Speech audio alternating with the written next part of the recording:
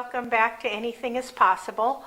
I've decided this year I am going to start having a separate playlist on this channel for gardening in this area, since there really aren't any YouTube channels that I've found that cover gardening in this area. And I've learned quite a bit. I've lived here a year and a half now, and had gardens the whole time, and it is really different here. So I thought I would share some of my tips and things that I've learned from fellow gardeners, and some of the failures too. There are some things that I have been struggling and learning how to grow here, which are very different from any other place that I've lived before. Things do tend to thrive here a lot, but there's some things that need to be treated very differently. So specifically, this particular episode, I'm covering pruning roses. And I used to wait until about February when I was in Oregon, and that's sort of the deep part of the dormant season there. But here, since we don't really have a true dormant season, roses never really go dormant. So you have to force them to stop growing for a minute and sort of have a pseudo-dormancy that you force them to do. And I have 4 rose plants. 2 were here when I moved in that are in big planters in the front, and then I've added a couple of more beautiful roses that I picked up at a vivero locally. And I did the 2 older roses in December because one of the gardening Facebook pages here said now is the time to do it. Even though it really wasn't feeling, we weren't even past the solstice yet. So I did 2, even, they encourage us to do it because if we don't, you're going to get bugs and lots of diseases, I guess, powdery mildew and black spot, and if the roses are prone to that. I have never had trouble with that, but, apparently it's a good idea to do that. So I did that with the 2 older roses in December, and they are coming back, put out new growth, and they're doing great. And I decided to wait until January to do the 2 newer roses, just because they just aren't really that well established yet. And I thought, January seems like it's a little bit better. We're really into winter at that point. So it's a little difficult because we have been having such warm weather to know exactly when would be kind of a dormant season that then we can say, okay, they're done with that and now they'll be ready to start growing again. But anyway, so I'm going to show you how to do it. You have to completely defoliate the rose. Then once you've done that, you can take a look and see what's going on with the leaves. And if there's any bugs or diseases going on, throw away all those leaves. And then you can see the structure of the rose and prune it back to 3 or 4 of the strongest canes, nothing crossing as usual. If you're used to pruning roses, you try and get it so that it's a nice vase-shaped, so nothing is crossing. Have it so that all the branches are going out, and trim them back, so that they can put out new growth and see where the buds are, so that they'll be growing outward rather than towards the center of the bush to keep airflow going once it leaves out. Of course, you want to fertilize and water and keep things watered. And you'll start seeing new growth fairly rapidly.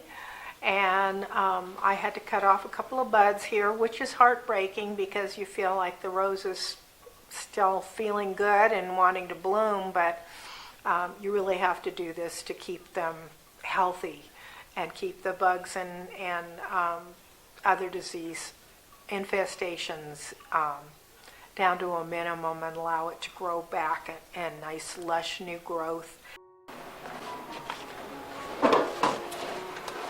So here we have one of my new roses, and it was showing some signs of disease and yellowing. I haven't watered it much, so it is kind of drying out some, and I will get back with the watering. But basically, it's heartbreaking to do, but you have to get rid of all of the leaves and just prune back as you wish.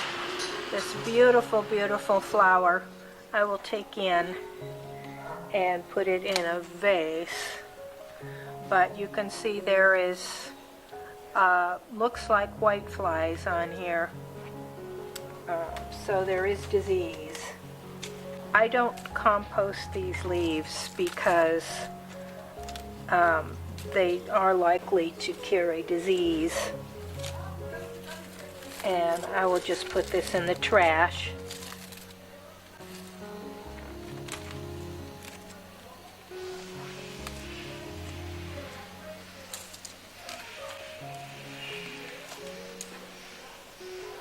Yeah, there's quite a lot of bugs on here. And we just get rid of it all.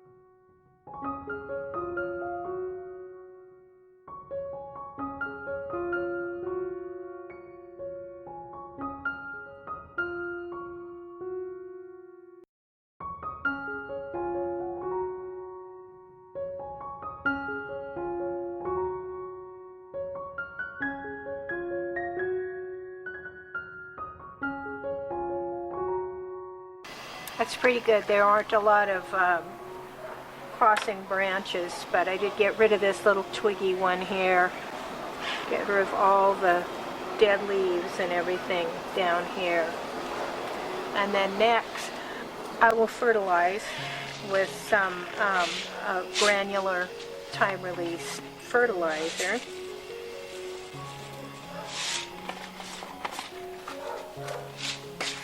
Get that mixed in.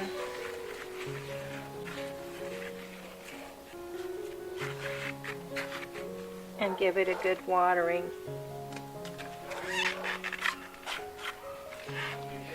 And that's all there is to that. And so I have another one here. I'm going to do the same thing.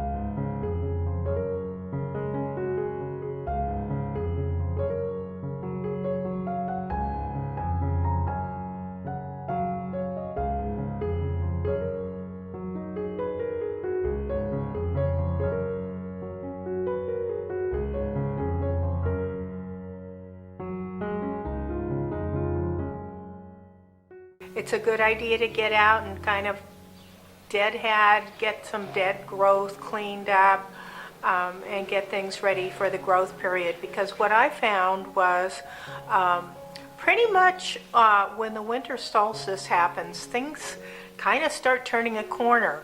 Even though that's the beginning of winter, it really starts beginning to feel like things are kind of reach their peak here. And we've been having upper 70s up into 80-degree weather here. Not into the 80s, but it did hit, I think, 79 or 80 yesterday. So it's starting to get warm. It's in the midst of our very dry season, and we've got months of that to go until June. So things need to keep watered.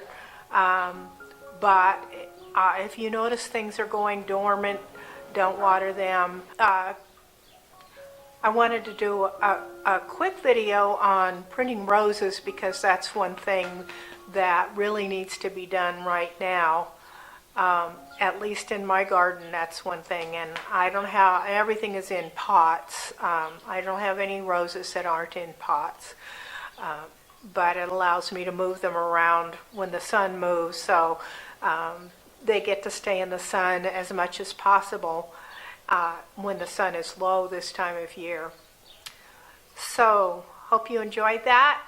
Give it a thumbs up, subscribe if you want. I'm going to keep this channel a variety of things, basically things that have to do with living in this area, but I will have a playlist where I put these things on gardening specifically. So if you want to watch the gardening ones, go to that playlist, and I will start updating on that. And then the other ones I will have under the Viva Mexico playlist. So, and then I have some videos that are very old from when I used to live in Oregon, which are kind of home improvement and gardening things. Take care. Thanks a lot for watching. Bye-bye.